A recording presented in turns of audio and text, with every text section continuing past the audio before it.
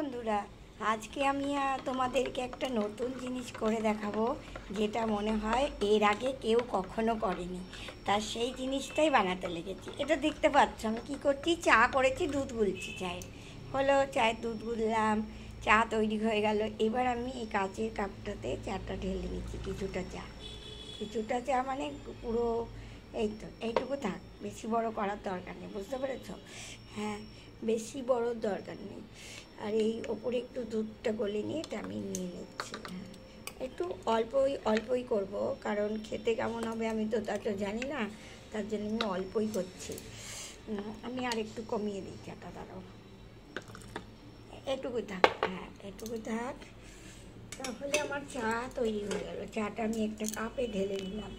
এবার কি করব দেখো, এখন আমি